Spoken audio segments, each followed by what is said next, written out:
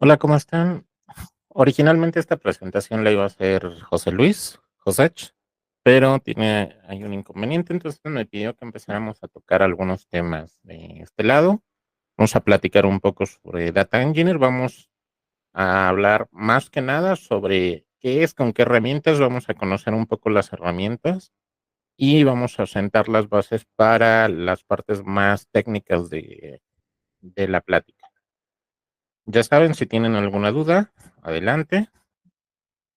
Ahora sí que este es el momento y cuando tengan la duda vamos contestando duda como vayan saliendo.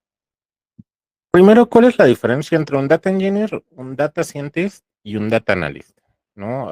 Los roles parecen similares, pero parecen incluso lo mismo, pero no lo son.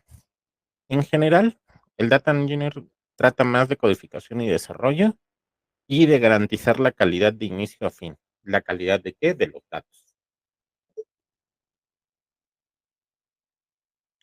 Mientras que el data scientist ya habla más de estadística, más de mejorar los algoritmos y mejorar el tema de la generación de los modelos.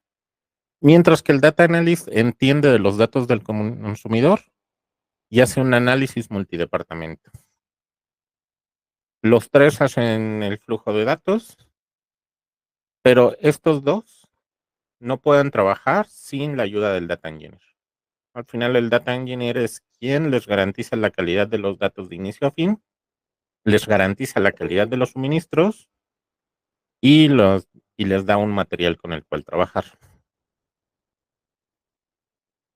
Mónica Rogati, en la jerarquía de necesidades de la ciencia de datos, plantea esta estructura de datos, ¿no? Al final, esta es la parte que todos queremos, la parte más, llamémosla así, más glamorosa del tema de datos, inteligencia artificial, entrenamiento profundo, pero todo inicia aquí, ¿no? La gente de infraestructura, la gente de arquitectura, entiende que esto es muy, muy importante. Necesitamos instrumentar los servicios, guardar logs de todo, censar todo lo que se pueda, recoger la data externa que podamos y todo el contenido generado por el usuario, necesitamos recolectarlo. Pero hay recolectado no da valor, ¿no? Podemos tener literalmente teras de información, pero si esta información no está accesible, no vamos a poder operar sobre ella. Y eso lo hacen los ingenieros de datos, ¿no? Que quieren flujos de datos confiables, infraestructura, los pipelines, ETLs, es información estructurada y no estructurada y el almacenamiento de esta información. Mm, yo entendería que el cleaning es también parte de este lado, para algunos no lo es.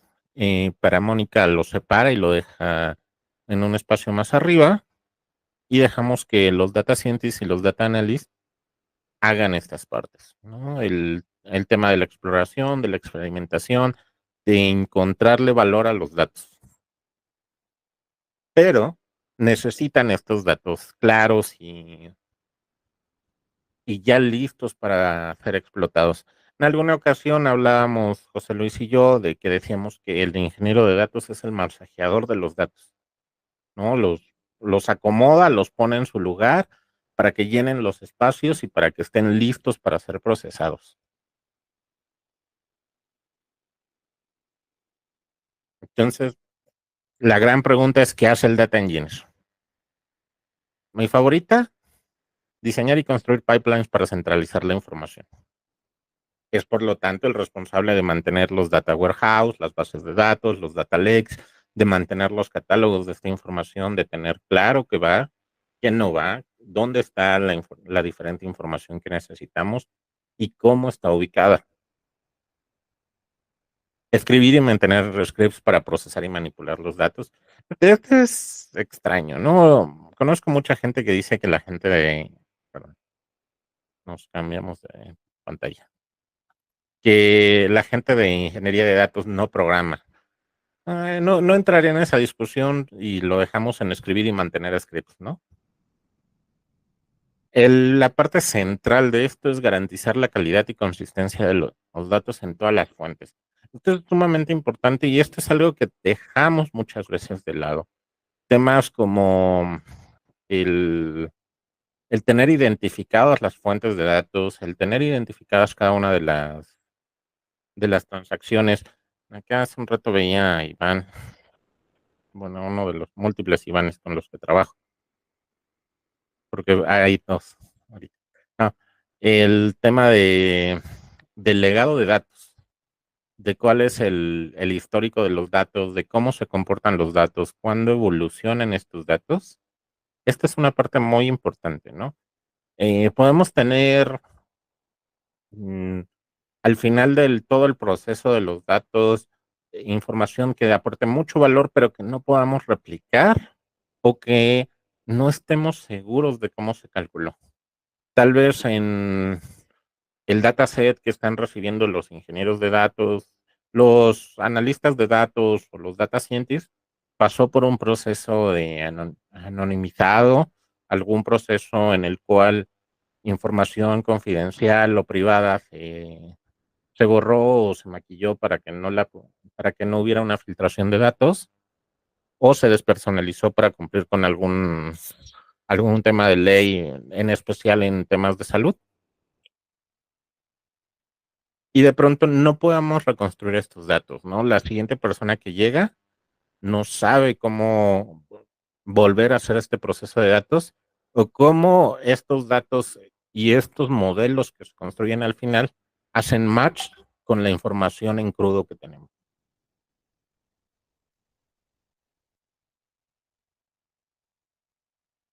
Mantener la seguridad también es un tema central. Al final del día, suena cliché, ¿no? Pero los datos son dinero, ¿no? Tienen un valor ahí, un valor que está esperando para ser obtenido, para ser explotado, pero tienen un valor ahí. No hay semana donde no leamos sobre alguna filtración de datos, donde la base de datos de tal carrier, de tal empresa grande, de tal dependencia de gobierno se filtró y con ello los datos personales de un montón no de gente, ¿no? La ley nos obliga a tomar ciertas previsiones, las buenas prácticas nos piden otras y es responsabilidad del ingeniero de datos mantener estas salvaguardas sobre esa información. Y la más importante que me parece, colaborar con otros equipos, ¿no? Al final, el ingeniero de datos no trabaja en el vacío. Hay múltiples equipos produciendo información, múltiples equipos generando trazas de datos, y es la tarea del ingeniero identificar junto con ellos qué necesita de esos datos, cómo esos datos van a estar disponibles para generar valor en la organización.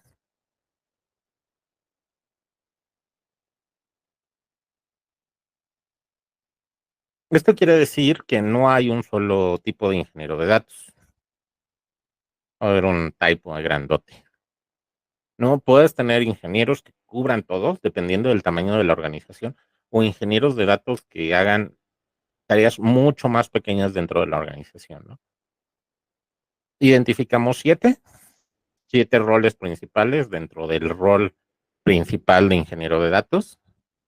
La colección de los datos, el ir y buscarlos, procesarlos, guardarlos, garantizar la integridad, la seguridad, la calidad o la colaboración de estos datos, ¿no? Al final del día, en organizaciones muy grandes con un flujo gigantesco de datos, una sola persona no puede hacer todo y a pesar de que pudiera, tiene que hacerlos en momentos diferentes de su jornada, en momentos diferentes de su rol y darles las atenciones que necesitan cada una de estas cosas, ¿no?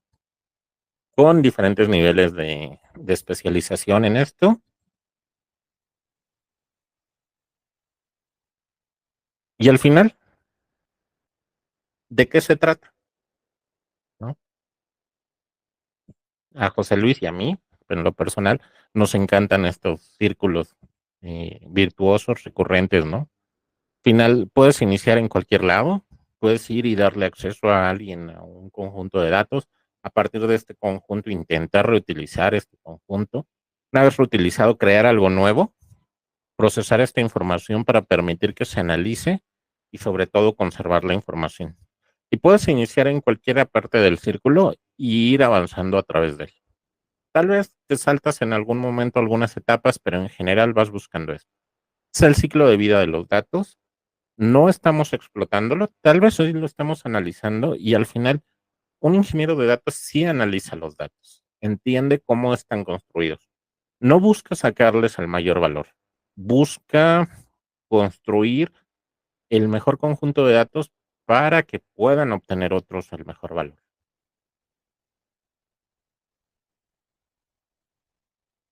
En general, estas pláticas van a ir sobre Google Cloud, y estas son algunas herramientas para hablar de datos. Son las principales, hay algunas otras, no ubicamos todas, esa es la cruel realidad. Y podemos tener, lo tenemos separados en 4 espacios. Ingestar la información, ir y adquirirla, almacenarla hacia largo plazo, procesarla y analizarla, y explorarla y visualizarla. Están en un orden diferente que aquí, pero tenemos aquí un conjunto de herramientas que pueden estar en múltiples partes, ¿no? Por ejemplo, BigQuery, que es una de mis herramientas favoritas de Google, puede ser utilizado tanto para dar acceso, para conservar, para reutilizar o crear la información. Analizarla, claro que sí, ese es uno de las capacidades iniciales y centrales en BigQuery. Entonces, algunas de estas herramientas pueden estar en múltiples etapas del ciclo de vida y algunas pueden estar en etapas muy, muy pequeñas, ¿no? Y estas 5 primeras, del lado de ingestar, son diferentes formas de ejecutar cosas. App Engine es mitad serverless, mitad eh, contenedores. Más que nada es como una plataforma de contenedores, más anterior que Kubernetes, pero soporta algunos contenedores de Docker, soporta otras cosas que no son Docker, soporta diferentes tipos de enfoques, pero en general es para desplegar código, para tener un aplicativo funcionando. Compute Engine son máquinas virtuales puras y duras, el servicio administrado de Kubernetes de Google. Cloud Function es completamente un serverless, el equivalente a AWS Lambdas. Cloud Run es serverless, es como la versión 2.0 de App Engine, aunque hay una versión 2.0 de App Engine, ¿no? Esto es netamente contenedores que se levantan en tiempo real o que tienes prendidos. Hay múltiples opciones de este lado, pero en general estas 5 primeras son formas de ejecutar código. ¿Cómo usas este código? Esa es otra historia. En algunas de estas las vas a usar directamente, algunas las vas a ocupar con alguna de estas otras herramientas en segundo plano y no te vas a dar cuenta, o las vas a ocupar un poco más conscientemente, pero no vas a tenerlas tan directo el control. PubSub es un bus de datos, ¿no? Con múltiples publishers y subscribers. En especial, este soporta flujos realmente interesantes, ¿no? Millones de mensajes por minuto, sin ningún problema, con millones de suscriptores, ¿no? Puedes tener realmente estructuras muy complejas de datos. Uno de los ejemplos de referencia es un PubSub con Dataflow, escribiendo BigQuery, ¿no? Tienes una aplicación que publica los mensajes en PubSub, se desentiende de ellos una vez que los ha escrito en PubSub, y después un Dataflow los procesa y los deja listos para insertarse a BigQuery. Hay opciones, por ejemplo, de PubSub directo a BigQuery, hay infinidad de configuraciones con el resto de herramientas para hacer esto. Incluso internamente algunos login utiliza PubSub, ¿no? Dentro de su arquitectura. El login, ¿no? Precisamente es una función, generas tus logs dentro de tu aplicación, los mandas a través de algún canal a la API de Google y Google se encarga de almacenarlos y ponerlos dentro de una plataforma de análisis. Esta plataforma de análisis te permite hacer análisis dentro de ciertos espacios de tiempo o mandarlo a alguna otra solución, de vuelta a un PubSub o a BigQuery, principalmente. Eh, Estos tres tienen mucho que ver con Google Cloud Storage. Según a quien le preguntes, en realidad estos son subservicios de Cloud Storage, más que a pesar de que dice BigQuery es más Cloud Storage que BigQuery, pero en general estos tres son cómo pones los datos en la nube. Y Storage Transfer Service, cómo te llevas volúmenes grandes de información a la nube, cómo subes volúmenes gigantes de información a la nube.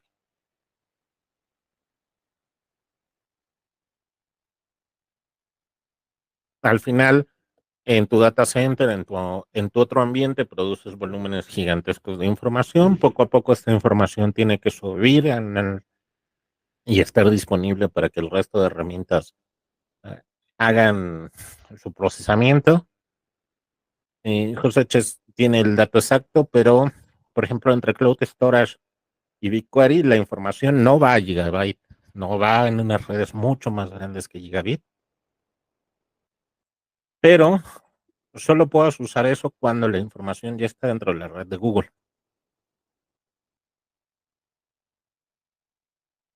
Entonces, ¿cómo haces que esta información esté en Cloud Storage y cómo puedes hacer que el resto de herramientas lean esta información a velocidades realmente interesantes? Déjame confirmar.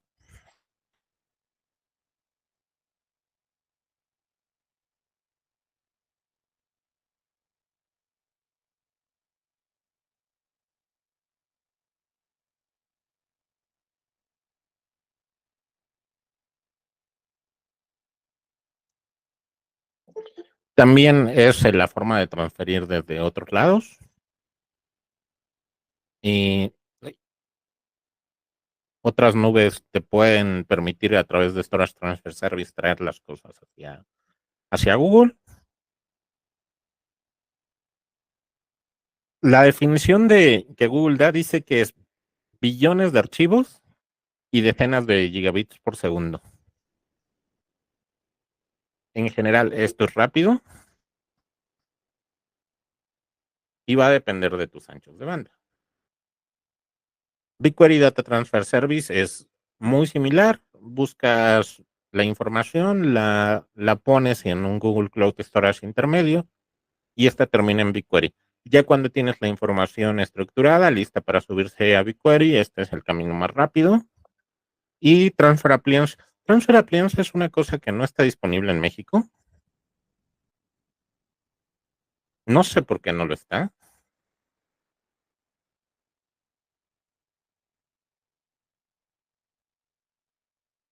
Y es una de mis cositas favoritas en general de la nube. Ah, cambiar un momento de pantalla.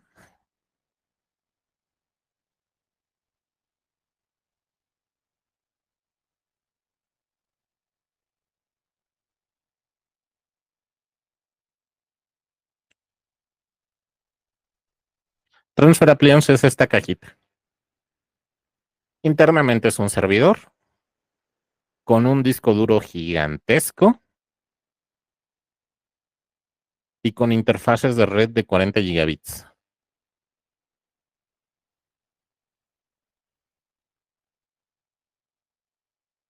¿Para qué necesitamos cosas como estas? Hay una triste realidad. Em, ¿Alguien tiene alguna idea de más o menos cuánto tiempo nos tardaríamos en subir un petabyte de información a la nube? No,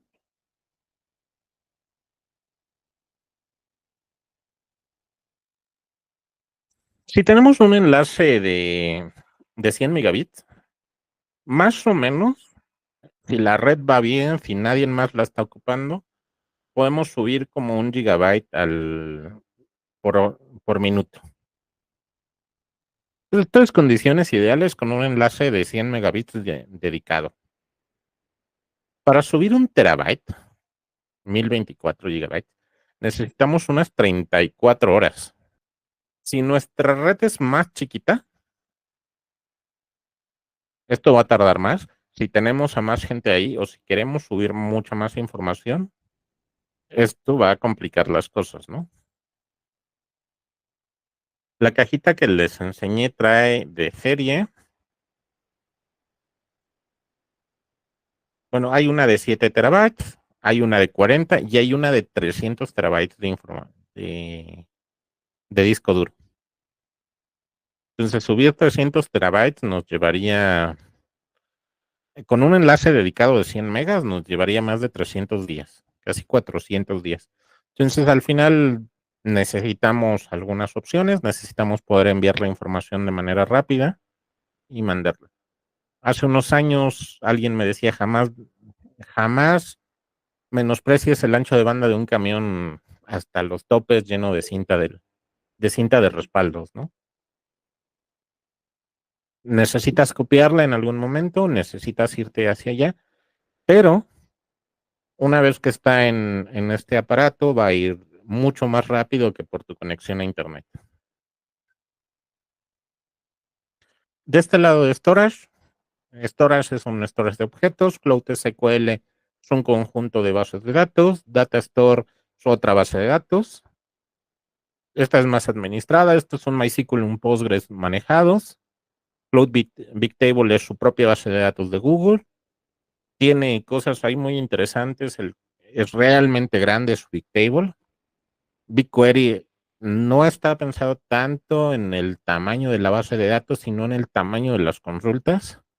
Consultas sobre volúmenes de datos de terabytes sin ningún problema. Cloud Storage for Firebase. Un storage dentro de Firebase.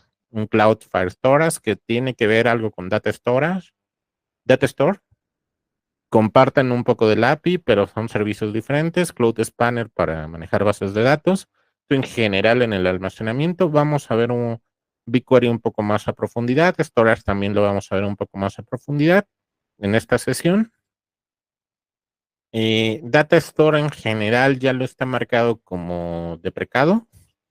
Dicen que ocupes Firestore, pero todavía hay algunos flujos de datos en Data Store. De procesado y analizado, mi gran favorito Dataflow. Vamos a ver un poquito de código en Dataflow. Dataflow ocupa clusters de Compute Engine. Dataproc, Cloud Composer son similares. Los tres son servicios para construir pipelines, enfoques diferentes, herramientas ligeramente diferentes, pero al final el objetivo es el mismo. Tomar los datos de algún lado, hacerles alguna transformación y mandarlos a otro lado. BigQuery también está de este lado, ¿no? Para el proceso y el análisis. Y un montón de cosas que puedes hacer en BigQuery. Tiene incluso una plataforma para construir modelos de Machine Learning directamente sobre BigQuery con solamente saber SQL y un par de extensiones que ocupa BigQuery. Realmente puedes, una vez con los datos en BigQuery, no salir de ahí y hacer todos tus análisis dentro de la herramienta o conectarla con alguna otra herramienta e irnos para allá. Su plataforma de inteligencia artificial de Google, hay un montón de herramientas que podremos ir profundizando.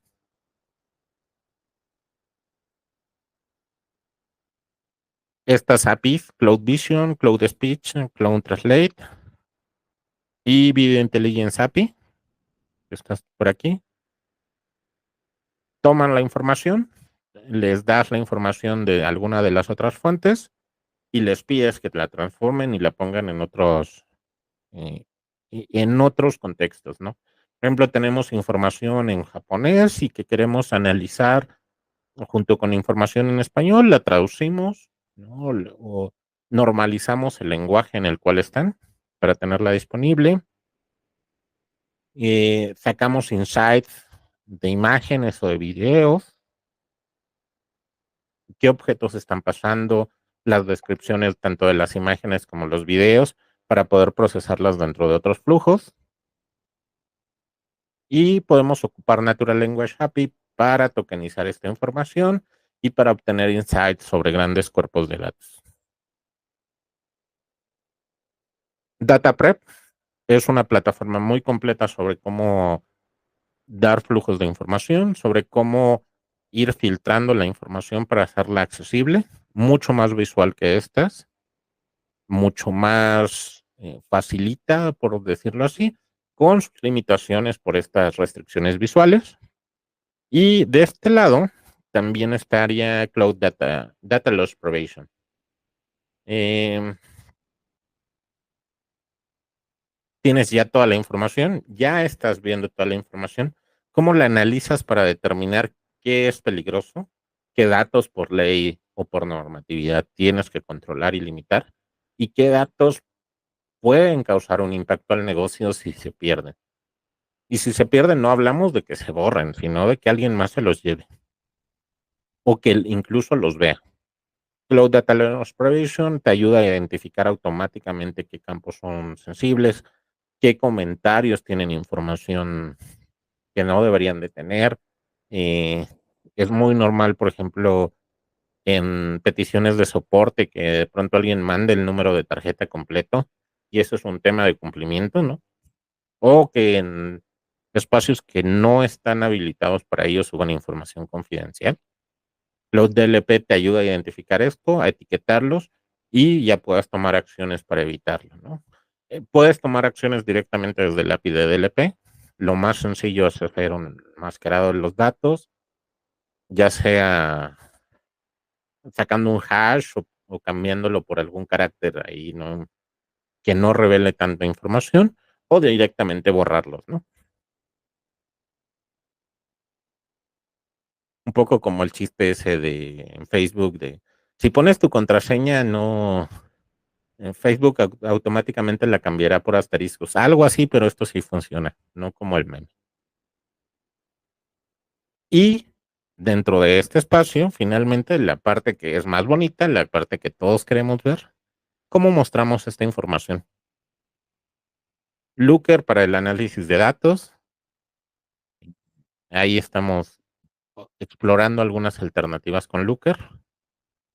En esta gráfica es un poquito vieja. El año pasado cambiaron Data Studio al Looker Studio y buscas en general la representación de los datos. Data Lab para hacer análisis de datos. BigQuery, pero en la parte de Business Intelligence, su engine de Business Intelligence. Data Catalog, que también a finales del año pasado cambió a Dataplex, vamos a platicarlo un poco más adelante. Y Google Sheets, ¿no? La verdad es que todo el que trabaja en el sector financiero sabe que la economía mundial se sostiene gracias a Excel. Y la realidad es que hay mucha gente que toda la información la sigue recibiendo en Excel y que tenemos que presentarles la información en Excel.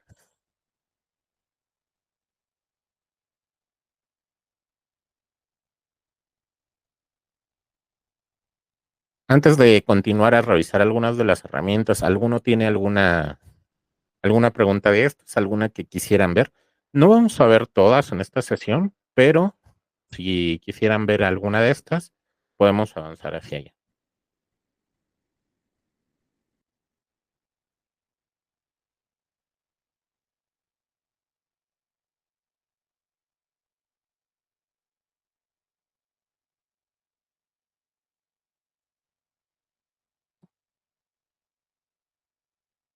Vamos a ver un poco de las descripciones, ¿no? En general, ¿cuál es la descripción oficial que les da Google? BigQuery es mi herramienta favorita, pudiéramos usar otras palabras, pero es mi herramienta favorita de Google. Yo no encuentro algo que se le compare en otros lados. Literalmente puedes meterle terabytes de datos sin preocuparte. puedes lanzarle consultas sin preocuparte y funciona.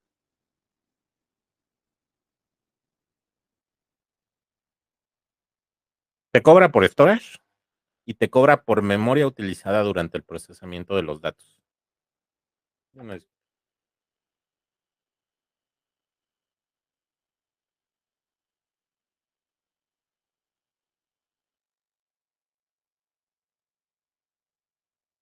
tiene sus funciones de aprendizaje automático, de machine learning, tiene su parte de inteligencia artificial, de inteligencia empresarial, y ni siquiera tiene que tener los datos ella. O sea, puedes pegarle un Google Sheet abajo, literalmente subes tu Google Sheet a Google Docs y le puedes decir a BigQuery, quiero hacer queries sobre esto. Realmente muy interesante. Puedes ponerle tablas en JSON, puedes importarle tablas en JSON. Gente acostumbrada a otros formatos puede leer Abro, un estándar para procesamientos de datos. Puedes importarles CSVs, puedes tomar información del storage en dos sentidos, hacerle una importación al formato nativo de BigQuery o que BigQuery vaya a hacer las consultas sobre este con algunas limitaciones, pero al final del día, pues, no es una solución gestionada y sin servidor. Entonces, tú puedes empezar con tablas, con algunos cientos de registros, empezar a consultar sobre ellas sin meterle ningún cambio en la configuración, sin meterle ningún aprovisionamiento extra de recursos, puedes escalar esto a los terabytes sin ningún problema.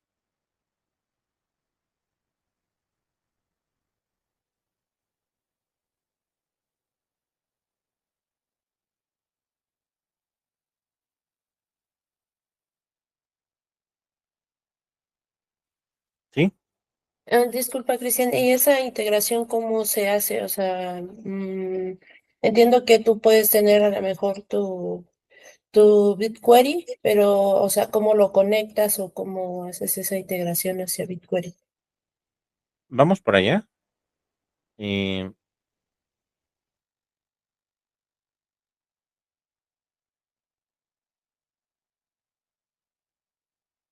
Ok, viene más ah, adelante, ok, sí, muchas sí, gracias. vamos a ver las descripciones y tocamos un poco las herramientas. No cambié de Cloud Storage. Cloud Storage es su solución de storage de Google. Composer es principalmente un frontend de Apache Airflow. Es una versión administrada de Airflow. Trae sus flujos de trabajos y tiene Airflow es una herramienta de open source. Vamos a ver varias herramientas de Apache en estos procesos de datos. Y básicamente esto va hacia los ETLs. Dataflow internamente también es otra herramienta de Apache. Es,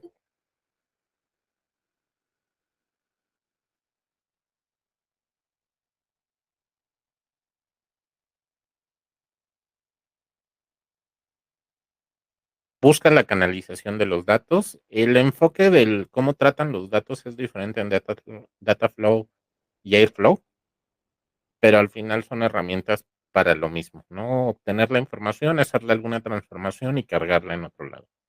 Y Dataplex, un tejido de datos. Esto es una mesh de datos que unifica los datos distribuidos y automatiza la administración de datos para ellos. Lo hemos ocupado en espacios más limitados, lo hemos platicado con otros clientes, se integra con las APIs de DLPs y buscas tener un solo dominio de los datos, toda la información dentro de los diferentes proyectos de la organización interconectados, catalogados y etiquetados con sus medidas de seguridad.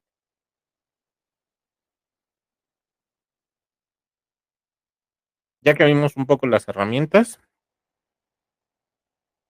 de Cloud Gear, que es una chica que trabaja en Google y que en sus ratos libres hace estos dibujitos bonitos, el flujo que para analíticas, un pipeline para construir escalable, ellos ubican estas herramientas, ¿no?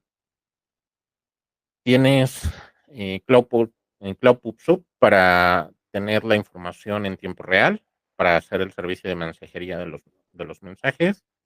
Tienes Data Transfer Service y Storage Transfer Service o de IoT hacia la nube. Estos datos quedan en accesibles, ya sea Dataflow o Dataproc. Dataproc es una versión administrada de Hadoop con Spark, o Dataprep, que es una herramienta visual. Con cualquiera de estas tres los mandamos a un storage, ya sea Cloud Storage o BigQuery Storage, ¿no? Más que nada esto va para información no estructurada. Puede tener información estructurada el Cloud Storage, pero es un poco mejor la estructurada en BigQuery. Ya más construido el Data Warehouse en BigQuery y finalmente el análisis en BigQuery. El Data Warehousing aquí, el Data Lake de este lado, que pudieras tener ya el Data Warehouse de este lado y usar la información de este lado, ¿no? Ya sea Cloud AI o TensorFlow y de este lado Looker o el siempre presente Excelito. En este espacio, Data Catalog, que hoy es Dataplex, una vista unificada de todos los datasets, como está, y Data Fusion para revisar los datos, o Composer para hacer todo el flujo. No me gusta mucho el enfoque con Composer, ese es un tema personal, yo soy más fan de Dataflow. Dataflow me parece que da un poco más de libertad, o pudiera ser vía Spark. No, tiene que ver con los conjuntos de datos a los que estoy acostumbrado. Creo que al final la información, entre más cruda esté en el BigQuery, puedes regresarla de nuevo a estos pasos y tenerla más adelante y volverla a explotar. Entonces, otros enfoques me cuesta un poco más verlos a mí, pero son enfoques posibles. Al final lo que buscas es que en el BigQuery tengas la información más disponible con la mayor cantidad posible de insights disponibles, con la menor manipulación que pueda ser posible y que pueda la gente a partir de ella sacar los insights que les aporten valor. Vamos a cerrar nuestro último slide de este lado y vamos a regresarnos al navegador.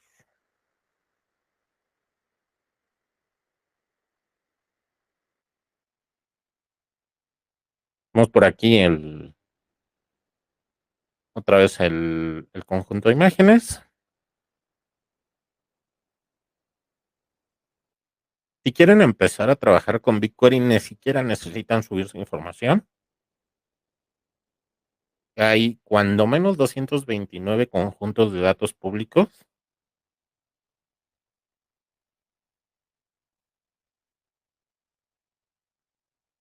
Hay cosas bien random, hay cosas muy interesantes. Este es, por ejemplo, el sitio de transparencia de publicidad. Esto tiene que ver con cómo Google vende realmente su publicidad, a quién se la vende y quién deja que te publique. Ahora sí que, ¿quién está pagando por la publicidad que estás viendo y cómo lo está pagando? Tienes aquí cosas más hacia biomedicina, temas del clima, ¿no? Hay varios del clima, de NOAA tienes, si no me equivoco, 3 datasets.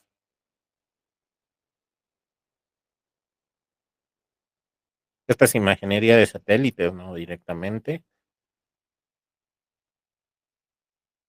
Por ejemplo, también del NOAA es el registro de los rayos, de dónde cayeron los rayos entre 1987 y 2018.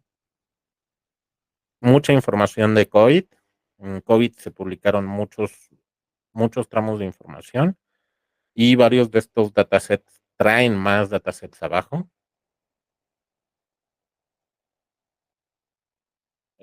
usamos este proyecto para un demo hace unos meses, entonces realmente no tiene información de cliente.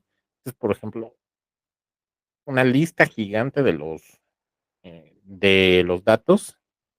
Elegí este para mostrar, que es BigQuery Public Data COVID-19 Google Mobility. Lo dejaron de actualizar el 15 de octubre de 2022, pero trae la información sobre cómo cambiamos nuestros movimientos.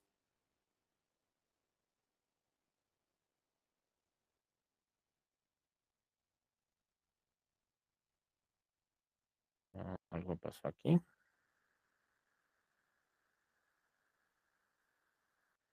Este es el dataset y esta es la tabla.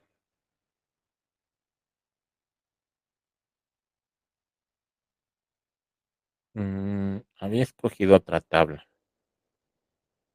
Básicamente es una tabla como de cualquier otra base de datos. Tienes tus nombres de campo, tienes el tipo de datos, marcas de tiempo, cadenas de texto, enteros, fechas, si pueden ser nuleables o no. Tienes claves, intercalación, valores predeterminados, etiquetas de políticas, esto más que nada con data catalog o dataplex y descripciones. Saber un detalle de la tabla, ¿no? Cuándo fue creada, cuándo va a vencer, cuáles son tus condiciones de redondeo, si distingue minúsculas o mayúsculas. Es una tabla relativamente pequeña, 2.6 gigabytes de datos en crudo, de bytes lógicos, que almacenados ocupan 81.78 megabytes, índices y compresión, y son 11.730.000 registros.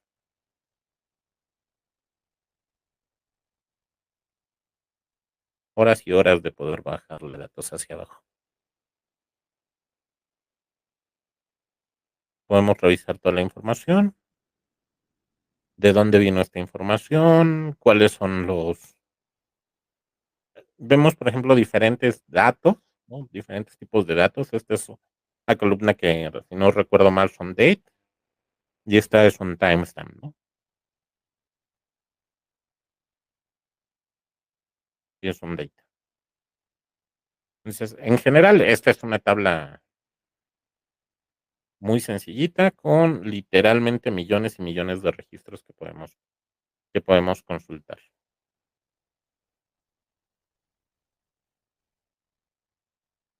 Estoy revisando y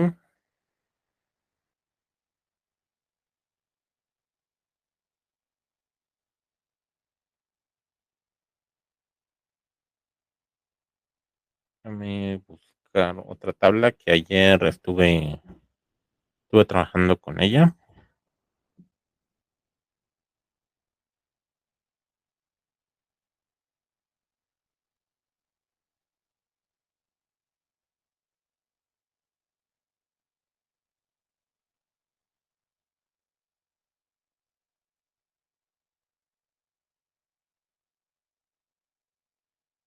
Esta. Este es un dataset de una dependencia de gobierno estadounidense. Va sobre anuncios políticos en televisión y radio. Y este es interesante por esto. En general traes en qué estación, con qué identificador sale, cuestiones sobre el tema de las frecuencias, cuándo expira la licencia. Esto es en general de quién está siendo el canal, dónde está siendo publicado esto, quién lo publica, ¿no? A nombre de qué partido político se publica. Y eso es en general de ellos. Pero yo no lo he visto en otras bases de datos, seguramente lo hay. Uno de los campos es a su vez un conjunto de campos.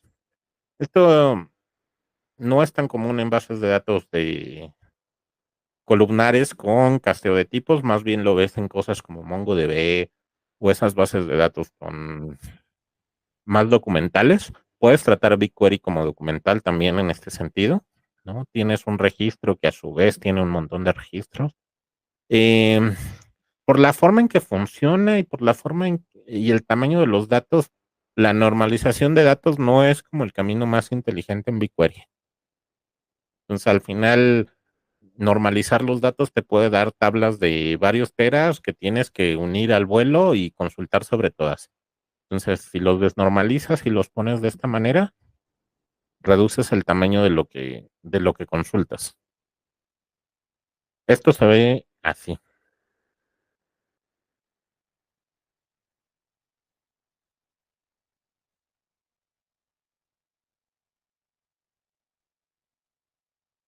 ¿no? Veíamos que teníamos un campus scontact, punto .fon.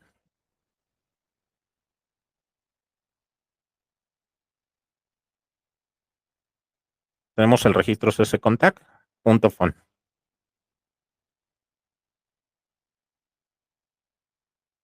Entonces,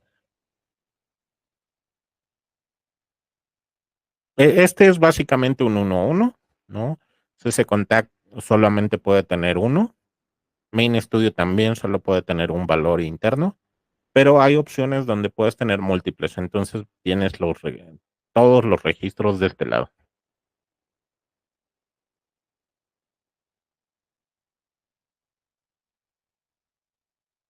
Aquí hay 229 bases de datos que puedes consultar sin pagar storage, solamente pagando tus consultas. La vista previa no cuesta, pero hacer otras cosas sobre esto sí.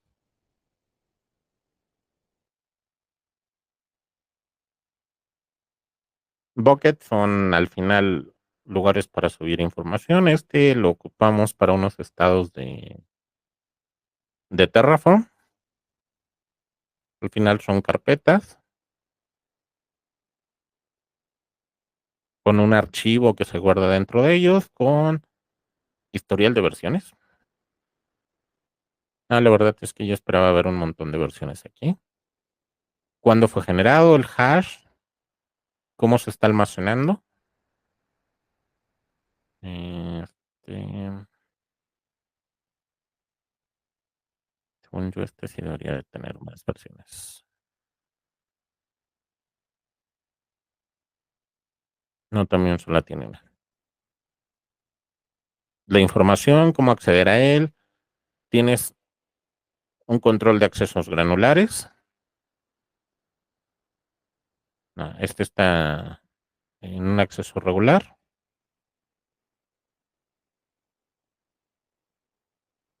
Configuraciones, permisos, protección. Este tiene un acceso no público. No hay el ACLs a nivel objeto. Quienes heredan el control del proyecto. Medidas especiales de datos, cómo se controlan las versiones. Está apagado el control de objetos. Si hacemos retención o no, cómo hacemos esta retención.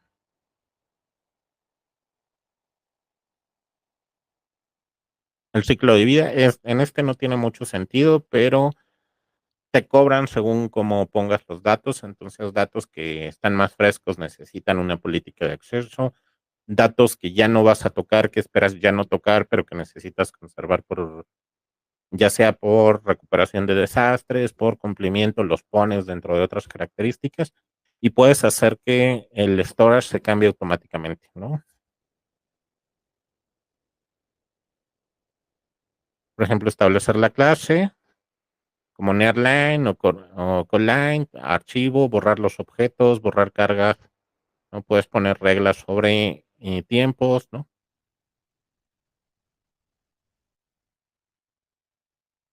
Temas de observabilidad, quién tiene acceso, cómo, qué errores ocurren. Esta no tiene gran tráfico, entonces no tiene inventarios, bueno, no tiene datos históricos, o al menos no algunos que podamos mostrar.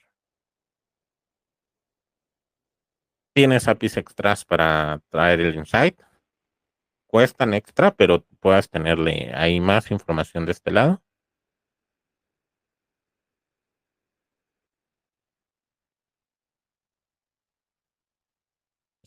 Ir dos atrás.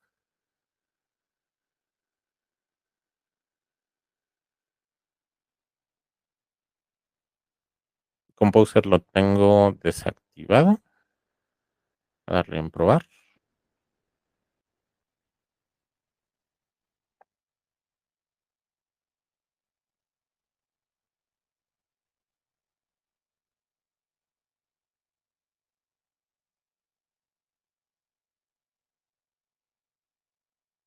No, Dataflow en general va más del proceso de datos. Vamos a crear rapidito uno de la plantilla. También lo tengo desactivado. Traigo ahí otra cosa. Y Dataplex sobre el control de la información.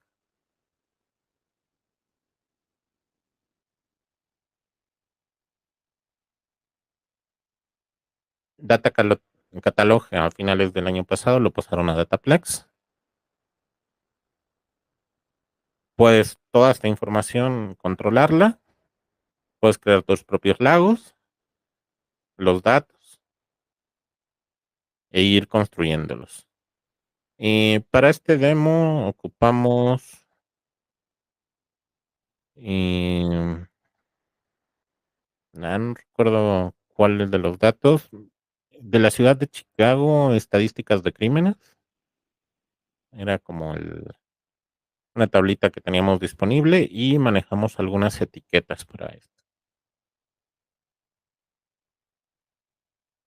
Puedes manejar plantillas de etiquetas, grupos de entrada, glosarios para explicar qué datos son qué datos. Tus, tus data lakes, ¿no? Tenemos aquí un data lake.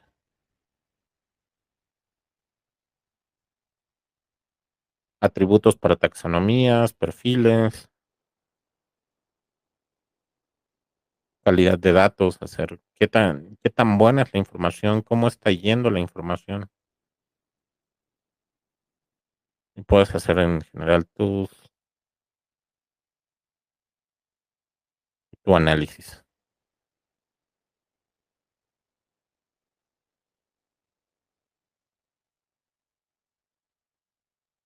También tienes Looker. Looker es una herramienta extraña en este sentido. Y tienes antes Data Studio. Data Studio te da la información sobre cómo, no es una forma de representar información. Tienes más de 1000 fuentes de datos y la incorporación de informes para la web. Pero Looker es como Looker Studio, pero no es Looker Studio. Es más parecido a esto. Como esta diferencia entre Java y JavaScript. Parecen iguales, pero no son iguales. Más control sobre quién tiene accesos, conectas todas tus bases de datos a Looker y la gente puede hacer análisis sobre ellos.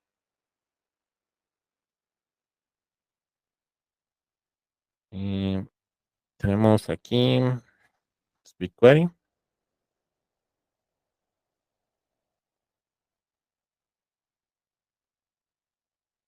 Es una tabla que copiamos tal cual y que etiquetamos con algunas restricciones de datos.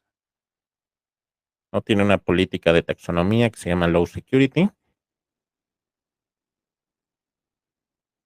Antes no te dejaba hacer esto, ahora lo cambiaron. Pero, por ejemplo, tenemos el case number etiquetado y ya no nos lo muestra aquí, ¿no? Ya no puedo ver yo el case number con las restricciones que pusimos. Entonces no me lo muestra. Antes ni siquiera te mostraba ningún dato. Como te decía, no puedes ver nada, entonces no puedes ver una columna, entonces no te enseño nada en vista previa. Ahora ya lo hace, ¿no? Te deja todo lo demás.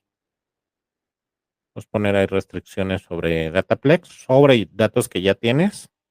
Y según qué permisos tengas, puedes verlos o no verlos. Hay políticas sobre acceso a filas. Puedes etiquetar a alguien que no pueda ver una fila o pueda ver ciertas filas o, como en este caso, columnar el acceso.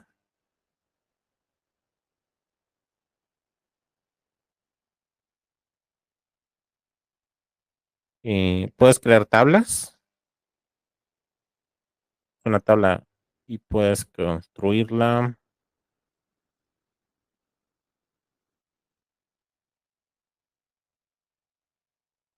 como se te antoje.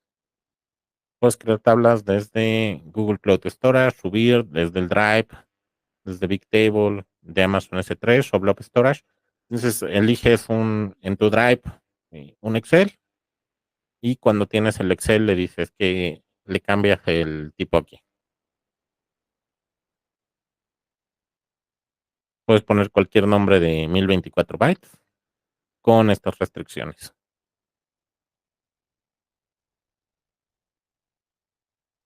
Temas de particionado, particionar por tiempo de transferencia. Y el clusterizado no tienes índices per se. Es complicado en el concepto de BigQuery la idea de un índice. Lo más similar a un índice es el tema de clustering.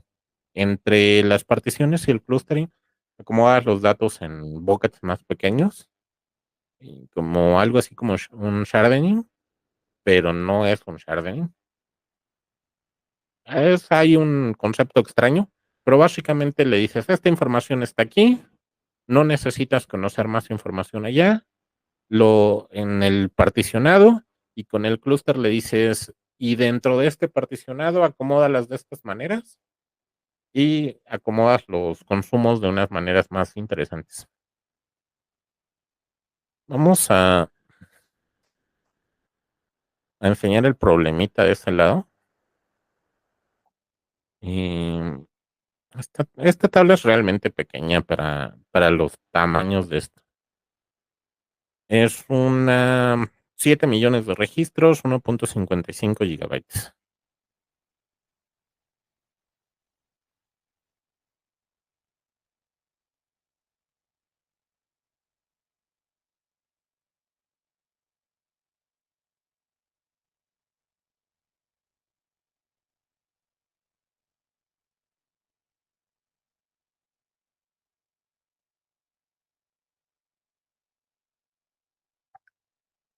Te dice cuánto se va a consumir. Va a consumir 60.39 megabytes en sacar los 1000 datos.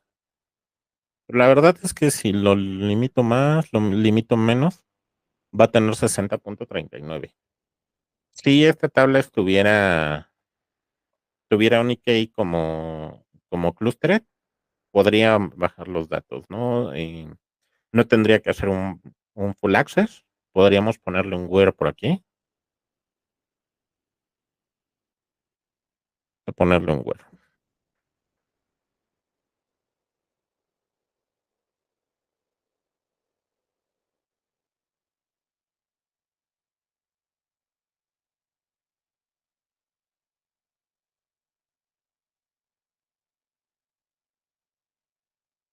2470.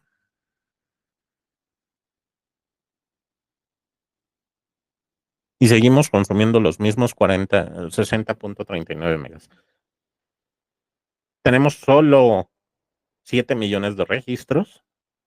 Y en BigQuery es eso, solo 7 millones de registros, ¿no? Estas son tablas, a pesar de que son grandes para otros estándares, no es el tamaño máximo en BigQuery, ¿no? Tenemos espacios mucho más grandes en BigQuery.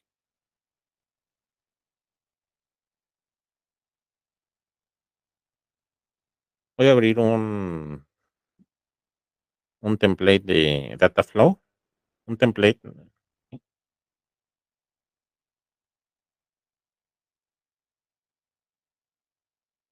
Lo voy a abrir en Python. Puedes hacerlos en, en, en Java. Elección personal, no me gusta Java.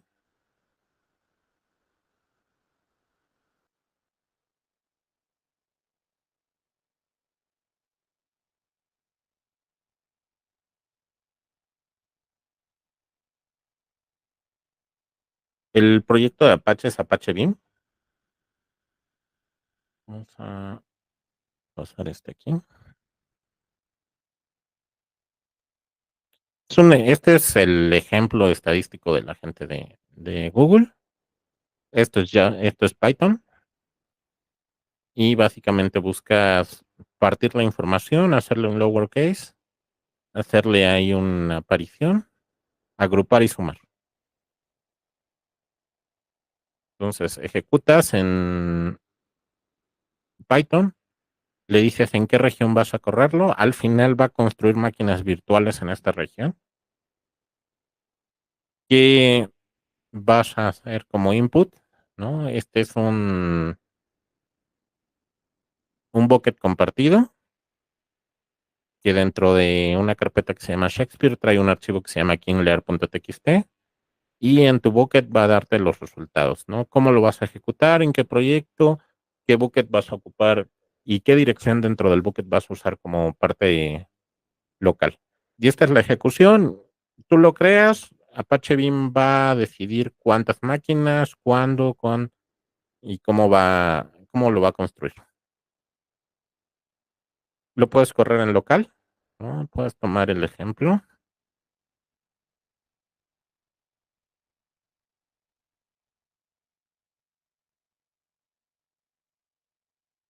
Dame un segundito.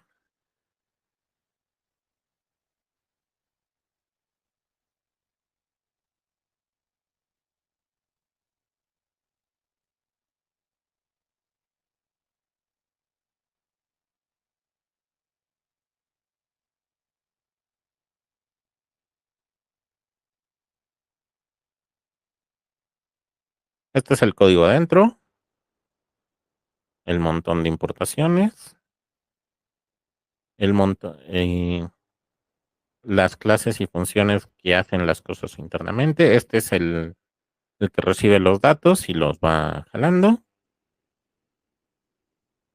Y el pipeline interno. Hace, lo carga los datos, hace la carga, las pone dentro de esta estructura interna, una P collection, las transformaciones que hace y cómo lo va a dar y cómo la P collection se va a ir hacia algún lado. Aquí hace un write a texto, pero pudiera ser a un BigQuery, a una base de datos, a un PubSub. Puedes irte hacia cualquiera de estas opciones. Este es su test.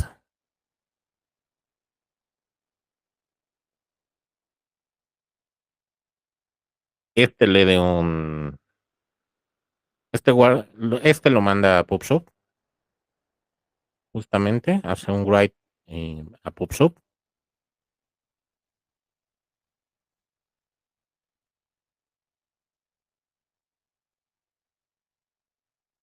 con Abro como entradas, trae muchas más librerías, ¿no? Validar los recursos y estoy buscando el write.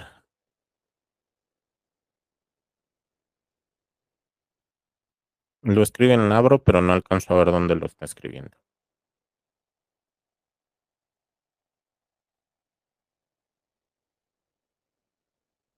La compañía de taxis de Nueva York tiene un stream en PubSub con todos los viajes. Entonces lo va marcando en ventanas de 15 segundos. Este es importante de este lado, ¿no? Toma la información, toma sus ventanas, hace los cálculos dentro de esta ventana y totaliza dentro de esta.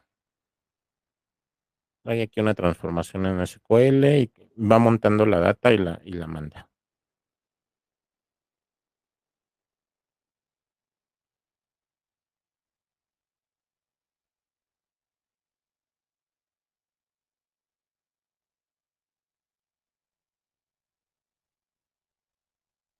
¿No? Este busca temas para hacer la autocomparación de datos, para ponerte la palabra más común cuando pones un prefijo, y este calcula las cosas, ¿no? Él calcula qué opciones te puede dar para cada una. Es más bien para generar el modelo, no tanto para usar en el día a día.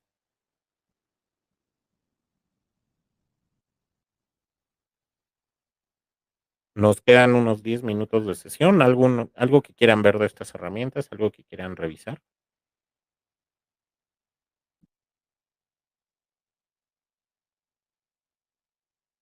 Hace un rato, si no me equivoco, Guadalupe preguntaba de los Exceles. No sé si quedó contestada la duda o si requiere algo más de ese lado.